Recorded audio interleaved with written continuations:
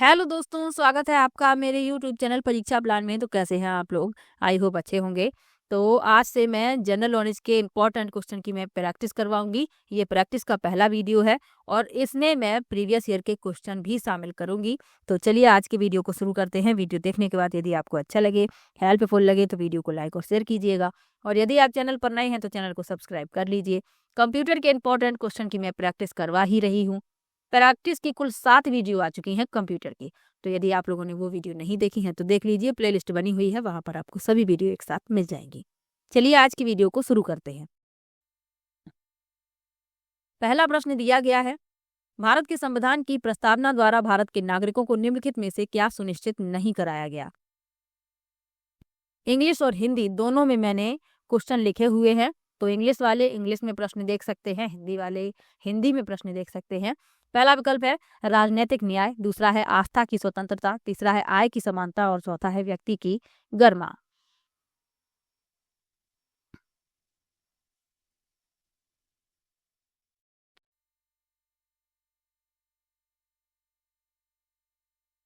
तो हमारे संविधान की प्रस्तावना में यह प्रावधान किया गया है कि भारत एक संप्रभु, समाजवादी, धर्मनिरपेक्ष और लोकतांत्रिक गणराज्य है। भारत के संविधान की प्रस्तावना विचार, अभिव्यक्ति, विश्वास और आस्था की स्वतंत्रता प्रदान करती है। अब इसमें लिखा है कि क्या सुनिश्चित नहीं कराया गया। तो राजनीतिक न्याय सुनिश्चित कराया गया, आस्था की स्वतंत्रता निश्चित कराई गई, व्यक्ति की गरिमा भी, लेकिन आय की समानता सुनिश्चित नहीं कराई गई। तो तीसरा विकल्प इस प्रश्न का उत्तर हो जाएगा आय की समानता, क्योंकि क्या पूछा गया है कि क्या सुनिश्चित नहीं कराया गया। तो तीसरा विकल्प इस प्रश्न का उत्तर हो जाएगा। चलिए आगे बढ़ते हैं। अगला प्रश्न है, सिंधु घाटी सभ्यता का कौन सा स्थल भारत में स्थित नहीं है।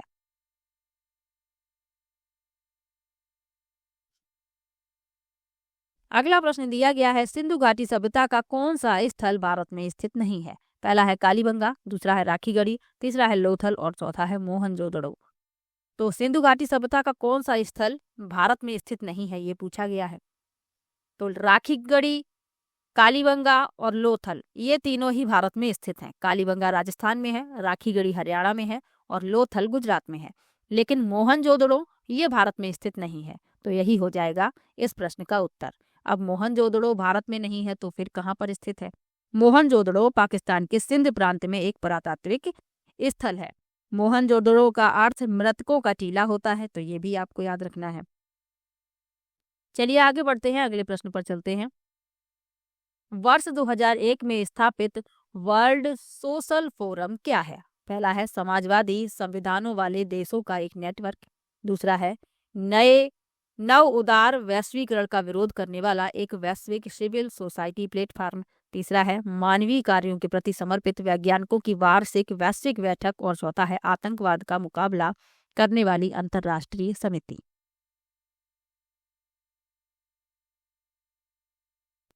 तो वर्ष 2001 में स्थापित वर्ल्ड सोशल फोरम क्या है, ये पूछा गया है। तो नव उदार वैश्वीकरण का विरोध करने वाला एक वैश्विक सिविल सोसाइटी प्लेटफॉर्म, दूसरा विकल्प इसमें सही हो जाएगा। नव उदारवादी वैश्वीकरण के विरोध में विश्व सामाजिक मंच, ये आप याद रखिएगा, दूसरा विकल्प इस प्रश्न का उत्तर है। चलिए आगे बढ़ते हैं, अगले प्रश्न पर चलते हैं। Which of the following is source of rayon. Rayon के स्रोत कौन से हैं। पहला है कोयला, पानी और हवा, दूसरा है पॉलिस्टर और कपास, तीसरा है कास्ट का गूदा और चौथा है पीईटी यानी पॉलीएथिलीन टेरिफेथालेट। तो रेयन के स्रोत पूछे गए हैं। अब रेयन क्या है ये पता होना चाहिए। तो रेयन एक संश्लेषित तंतु है जो प्राकृतिक स्रोतों, विशेष रूप से लकड़ी के गूदे से प्राप्त होता है। यह रासायनिक रूप से सेलुलोज को उपचारित करके बनाया जाता है, जिसे काष्ठ गूदे या अन्य पौधों पर आधारित सामग्री से निकाला जाता है। तो इसमें आपका तीसरा विकल्प सही हो गया, काष्ठ का गूदा। तीसरा विकल्प इसमें उत्तर हो जाएगा। चलिए आगे बढ़ते हैं, अगले प्रश्न पर चलते हैं। किसी खाद्य वस्तु में स्टार्च की उपस्थिति की पहचान करने में कौन सा विलयन सहायता करता है। पहला है तनु आयोडीन विलयन, दूसरा है कॉपर सल्फेट विलयन, तीसरा है कास्टिक सोडा विलयन और चौथा है पोटेशियम परमैंगनेट का तनु विलयन। तो किसी खाद्य वस्तु में स्टार्च की उपस्थिति की पहचान करने में कौन सा विलयन सहायता करता है? तो विलयन सहायता करता है तनु आयोडीन विलयन। तनु का अर्थ पतला होता है, ये भी याद रखिएगा।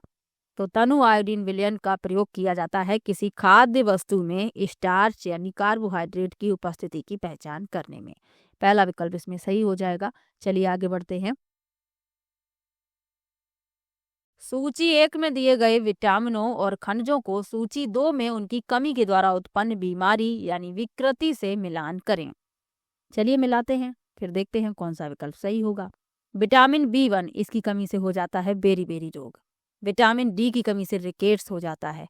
आयोडीन की कमी से गलगंड हो जाता है और कैल्शियम की कमी से हड्डी और दांत का क्षय हो जाता है।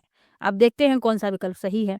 ए का है दूसरा, बी का है तीसरा, सी का है चौथा और डी का है पहला, यानी कि दूसरा विकल्प इसमें आपका उत्तर हो जाएगा। चलिए आगे बढ़ते हैं, अगले प्रश्न पर चलते हैं। निम्नलिखित में से कौन सा मूल अधिकार संविधान द्वारा केवल भारत के नागरिकों को गारंटी कराया गया है? यानी कि वह मूल अधिकार बताना है जो सिर्फ भारत के नागरिकों को प्राप्त है।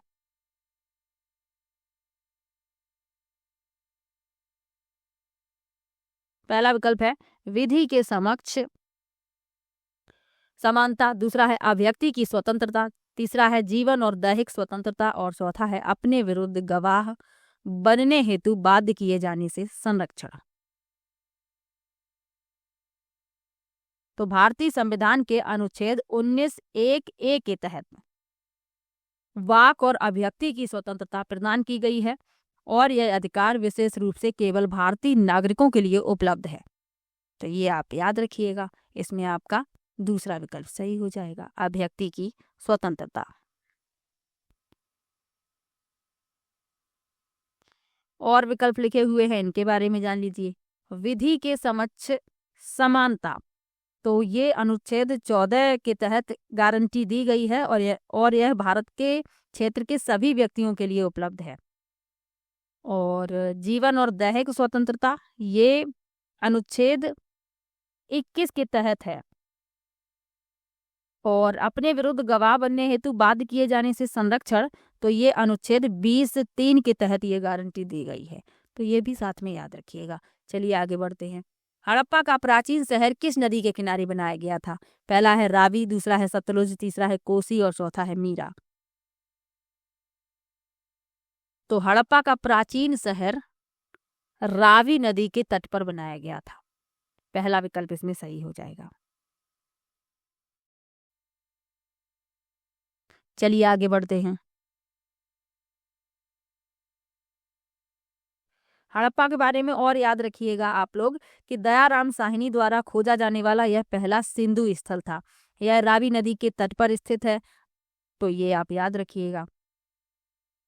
और मोहनजोदड़ो R.D. बनर्जी द्वारा खोजा जाने वाला दूसरा सिंधु स्थल है और ये भी आपको याद रखना है क्योंकि इस तरीके के प्रश्न भी पूछ लिए जाते हैं। और मोहनजोदड़ो सिंधु नदी के तट पर स्थित है। चलिए आगे बढ़ते हैं, अगले प्रश्न पर चलते हैं। भारत में परिवारों की खाद्य सुरक्षा प्रदान करने हेतु 2013 में बनाई गई राष्ट्रीय खाद्य सुरक्षा अधिनियम के बारे में कौन सा कथन सही है? पहला है खाद्य सुरक्षा के लिए 75% ग्रामीण आबादी और 50% शहरी आबादी को पात्र परिवारों के रूप में वर्गीकृत किया गया है। दूसरा है खाद्य सुरक्षा के लिए 50% ग्रामीण आबादी और 50% शहरी आबादी को पात्र परिवारों के रूप में वर्गीकृत किया गया है।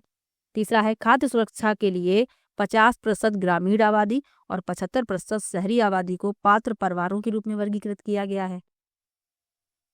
और चौथा विकल्प है इस अधिनियम के अंतर्गत शहरी और ग्रामीण भेद पात्रता संबंधी मानदंड नहीं है। तो भारत में परिवारों को खाद्य सुरक्षा प्रदान करने के हेतु 2013 में बनाए गए राष्ट्रीय खाद्य सुरक्षा अधिनियम के बारे में जो सत्य है वह है पहला विकल्प है। खाद्य सुरक्षा के लिए 75% ग्रामीण आबादी और 50% शहरी आबादी को पात्र परिवारों के रूप में वर्गीकृत किया गया है। संसद द्वारा पारित राष्ट्रीय खाद्य सुरक्षा अधिनियम 2013 को सरकार द्वारा 10 सितंबर 2013 को अधिसूचित किया गया, तो ये भी याद रखिएगा। चलिए आगे बढ़ते हैं, अगले प्रश्न पर चलते हैं।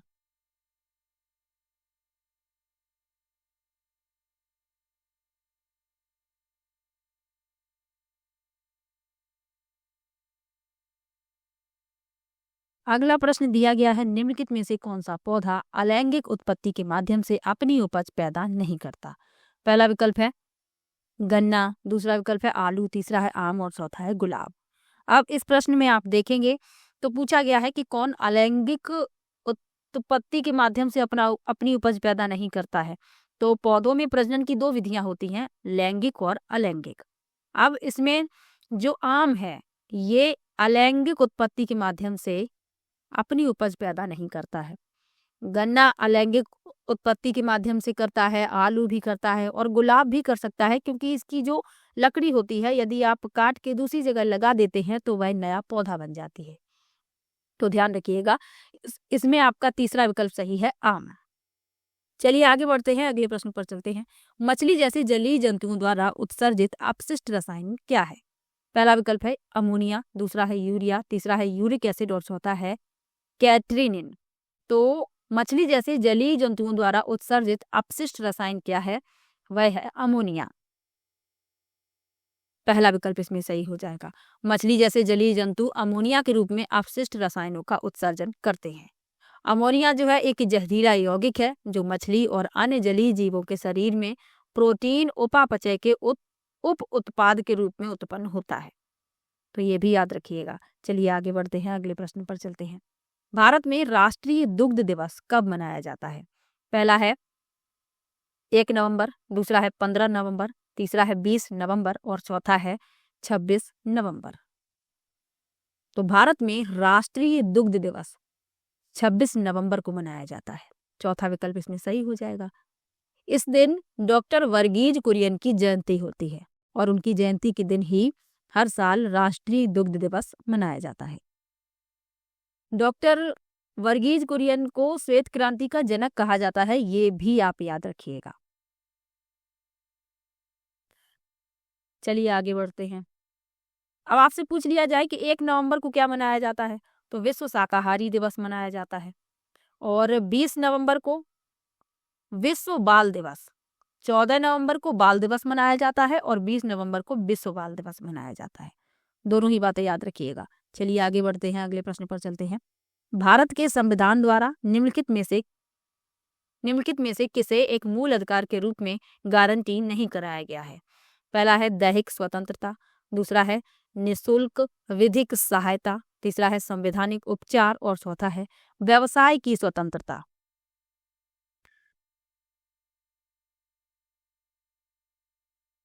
तो भारत के संविधान द्वारा निम्नलिखित में से किसे एक मूल अधिकार के रूप में गारंटी नहीं कराया गया? तो वह है निःशुल्क विधिक सहायता। दूसरा विकल्प इसमें आपका उत्तर हो जाएगा।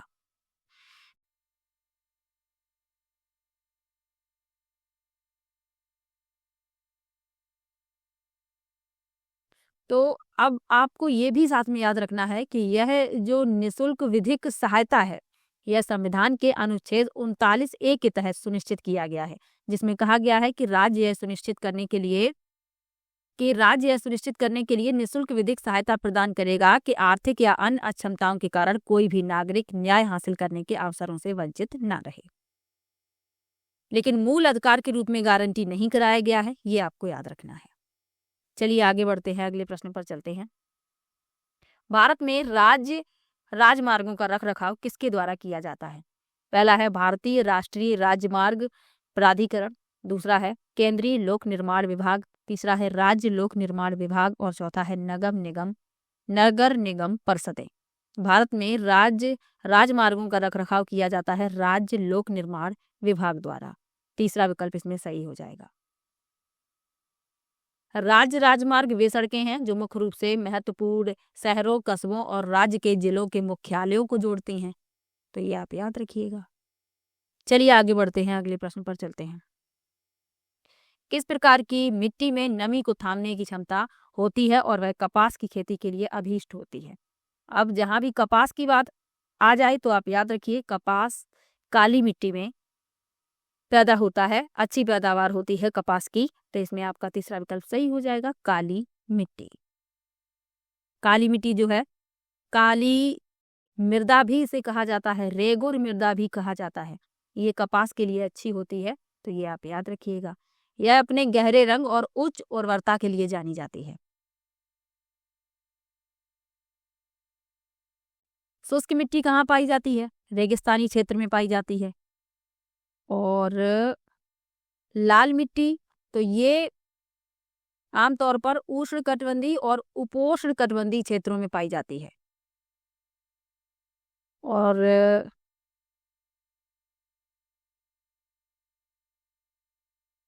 इन सब के बारे में याद रखिएगा। चलिए आगे बढ़ते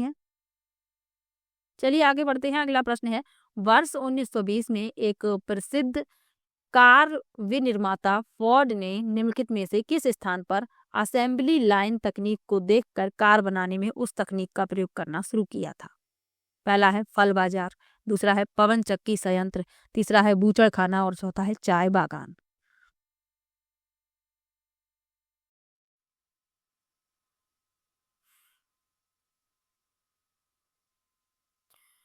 तो वर्ष 1920 में एक प्रसिद्ध कार निर्माता फोर्ड ने किस स्थान पर असेंबली लाइन तकनीक देखकर कार बनाने में उस तकनीक का प्रयोग किया? तो वह है पवन चक्की संयंत्र। दूसरा विकल्प इसमें सही हो जाएगा। चलिए आगे बढ़ते हैं, अगले प्रश्न पर चलते हैं। भूमध्य सागर से पूर्व की ओर वाले देशों का उल्लेख करने हेतु पश्चिमी नजरिए से निम्नलिखित में से किस शब्द का सृजन किया गया? पहला है ओरिएंट, दूसरा है एग्लिसिस्ट, तीसरा है ऑक्सीडेंट और चौथा है ब्रिटेन। तो इसमें आपका जो विकल्प सही है वह है पहला विकल्प। ओरिएंट शब्द पश्चिमी दृष्टिकोण से भूमध्य सागरीय पूर्व के देशों को संदर्भित करने के लिए बनाया गया था। यह शब्द लैटिन शब्द है और ओरियंस से उत्पन्न हुआ है, जिसका अर्थ है उठना या पूर्व। इसका उपयोग पश्चिमी यूरोप के संबंध में पूर्वी क्षेत्रों का वर्णन करने के लिए किया गया था, याद रखिएगा। चलिए आगे बढ़ते हैं, अगले प्रश्न पर चलते हैं। अगले प्रश्न में मिलान करना है सूची 1 में दिए गए सूचक का सूची 2 में दिए गए अम्लीय विलयन में मिलाने पर आने वाले रंग से मिलान कीजिए।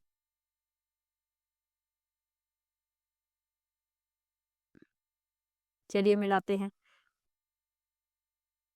लिखा है लिटमस पेपर, तो लिटमस पेपर अम्लीय माध्यम में कैसा रंग देता है? ये अम्लीय माध्यम में लाल रंग देता है। हल्दी, हल्दी कैसा देती है? हल्दी अम्लीय माध्यम में पीली ही रहती है। चीनी गुलाब की पत्तियां, ये कैसे रंग देती हैं? ये गहरा गुलाबी यानी मैजेंटा। और फिनोफ्थिलीन कैसा रहता है? रंगहीन रहता है। इसे दूसरे से मिला देंगे तो ए का तीसरा, बी का चौथा, सी का पहला और डी का दूसरा, यानी कि आपका जो तीसरा विकल्प है यही हो जाएगा इस प्रश्न का उत्तर। चलिए आगे बढ़ते हैं, अगले प्रश्न पर चलते हैं। भारत के संविधान द्वारा किस वर्ग के लिए निःशुल्क और अनिवार्य शिक्षा के अधिकार को एक मूल अधिकार के रूप में गारंटी दी गई? पहला है भारत के सभी नागरिक, दूसरा है 6 वर्ष तक की आयु के सभी बच्चे, और तीसरा है 6 से 14 वर्ष तक की आयु के सभी बच्चे, और चौथा है भारत के भूभाग पर रहने वाले सभी व्यक्ति।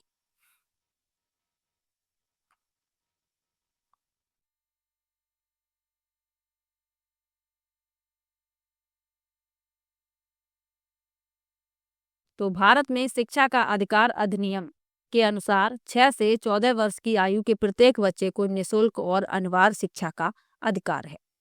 तो इसमें आपका तीसरा विकल्प सही हो जाएगा, 6 से 14 वर्ष तक की आयु के सभी बच्चे। तीसरा विकल्प इसमें सही है। चलिए आगे बढ़ते हैं, अगले प्रश्न पर चलते हैं। निम्नलिखित में से कौन सी युद्ध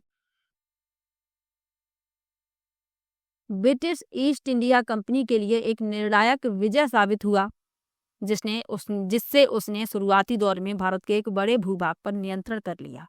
पहला है पानीपत का तीसरा युद्ध, दूसरा है हल्दी घाटी का युद्ध, तीसरा है प्लासी का युद्ध और चौथा है तराइन का युद्ध।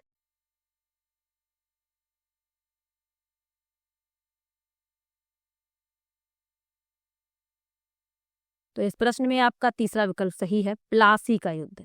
प्लासी का युद्ध उत्तर पूर्वी भारत में 23 जून 1757 को लड़ा गया था। तो सन याद रखिएगा 1757।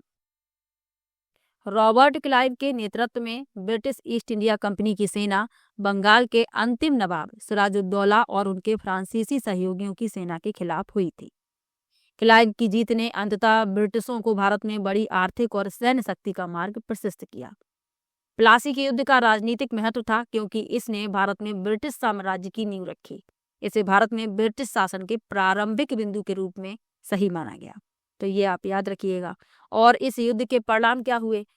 इस जीत के परिणाम स्वरूप मीर जाफिर बंगाल का नवाब बन गया। उसने अंग्रेजों को बड़ी रकम के साथ साथ 24 परगना की जमींदारी भी दी। तो ये आप याद रखिए। अब और विकल्प लिखे हुए हैं। पानीपत का तीसरा युद्ध कब हुआ? 1761 में लड़ा गया। मराठों और अहमद शाह अब्दाली के बीच। हल्दीघाटी का युद्ध 1576 में लड़ा गया। महाराणा प्रताप और अकबर की सेनाओं के बीच। तो ये आप याद रखिएगा। और तराइन का युद्ध, इसके बारे में भी याद रखिए, ये कब लड़ा गया था? आप लोग भी कमेंट करके बताया कीजिए।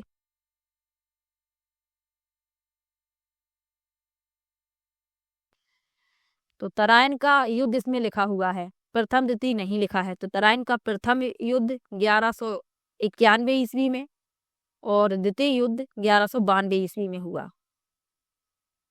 तो प्रथम युद्ध में पृथ्वीराज चौहान विजयी हुए थे और द्वितीय युद्ध में मोहम्मद गौरी विजय हुआ था। ये भी आप याद रखिएगा। अब तराइन का तीसरा युद्ध कब लड़ा गया था ये पूछ लिया जाए तो 1215 ईस्वी में। चलिए अगले प्रश्न पर चलते हैं। वर्ष 1911 में ब्रिटिश राजा किंग जॉर्ज फिफ्थ के भारत में स्वागत के लिए निम्नलिखित में से किसका निर्माण किया गया था? पहला है कलकत्ता में चौरंगी लैन, दूसरा है बंबई में गेटवे ऑफ इंडिया, तीसरा है कलकत्ता में ओल्ड फोर्ट घाट और चौथा है मद्रास में व्हाइट टाउन। अच्छा प्रश्न है, इंपॉर्टेंट प्रश्न है। तो वर्ष 1911 में ब्रिटिश राजा किंग जॉर्ज फिफ्थ भारत में आए तो उनके स्वागत के लिए बंबई में गेटवे ऑफ इंडिया का निर्माण किया गया। दूसरा विकल्प इसमें सही हो जाएगा। गेटवे ऑफ इंडिया का निर्माण 1924 में पूरा हुआ था। तो ये भी याद रखिए। चलिए आगे बढ़ते हैं, अगले प्रश्न पर चलते हैं। निम्नलिखित में से क्या ध्वनि के स्वर का निर्धारण करता है? पहला है आयाम, दूसरा है आवृत्ति, तीसरा है गति और चौथा है उच्चता। तो ध्वनि के स्वर का निर्धारण कौन करता है? आवृत्ति। दूसरा विकल्प इसमें सही हो जाएगा। आवृत्ति जो है ध्वनि का एक मौलिक गुण है जो प्रति इकाई समय में ध्वनि तरंग के कंपनों या चक्रों की संख्या को संदर्भित करता है। इसे हर्ट्ज में मापा जाता है जो प्रति सेकंड चक्रों की संख्या का प्रतिनिधित्व करता है। तो ये आप याद रखिएगा। और मानव कान आमतौर पर 20 हर्ट्ज से 20,000 हर्ट्ज तक की आवृत्तियों वाली ध्वनियों को सुन सकते हैं। तो ये प्रश्न भी पूछ लिया जाता है, तो ये भी याद रखिए। चलिए आगे बढ़ते हैं। निम्नलिखित में से किस ईंधन का सर्वाधिक ऊष्मीय मान है? पहला है तरलीकृत पेट्रोलियम गैस यानी कि एलपीजी, दूसरा है संपीड़ित प्राकृतिक गैस यानी सीएनजी, तीसरा है पेट्रोल और चौथा है डीजल। तो किस ईंधन का सर्वाधिक ऊष्मीय मान होता है? तो वह होता है एलपीजी का। पहला विकल्प इसमें सही हो जाएगा। चलिए आगे बढ़ते हैं, अगले प्रश्न पर चलते हैं। अगला प्रश्न दिया गया है, भारत के संविधान द्वारा मूल अधिकारों के रूप में निम्नलिखित में से किस संरक्षण की गारंटी दी गई है? पहला है एक आपराधिक जांच में गवाह बनाए जाने के लिए कहे जाने से संरक्षण, दूसरा है शारीरिक असमर्थता होने पर मुकदमा चलाए जाने से संरक्षण, तीसरा है अग्रिम जमानत के मामले में मुकदमा चलाए जाने से संरक्षण और चौथा है एक ही अपराध के लिए 2 बार सजा दिए जाने से संरक्षण। तो एक ही अपराध के लिए 2 बार सजा दिए जाने से संरक्षण, चौथा विकल्प इसमें सही हो जाएगा। चलिए आगे बढ़ते हैं, अगले प्रश्न पर चलते हैं। स्वतंत्रता के बाद कराची बंदरगाह का पाकिस्तान में चले जाने से हुई हानि की क्षतिपूर्ति के लिए विकसित किए जाने वाला बंदरगाह कौन सा था? पहला है मुंबई स्थित जवाहरलाल नेहरू बंदरगाह, दूसरा है गोवा स्थित मारमागाऊ बंदरगाह, तीसरा है कच्छ स्थित कांडला बंदरगाह और चौथा है हल्दिया स्थित हल्दिया बंदरगाह। तो कांडला बंदरगाह, जैसे दीनदयाल बंदरगाह के रूप में भी जाना जाता है, गुजरात में कच्छ की खाड़ी में स्थित भारत के पश्चिमी तट पर प्रमुख बंदरगाहों में से एक है। यह 1947 में भारत की स्वतंत्रता के बाद विकसित होने वाला पहला बंदरगाह था, जो कराची बंदरगाह के नुकसान की भरपाई के लिए था, जो पाकिस्तान चला गया था। तो इसमें आपका तीसरा विकल्प सही हो जाएगा, कच्छ स्थित कांडला बंदरगाह।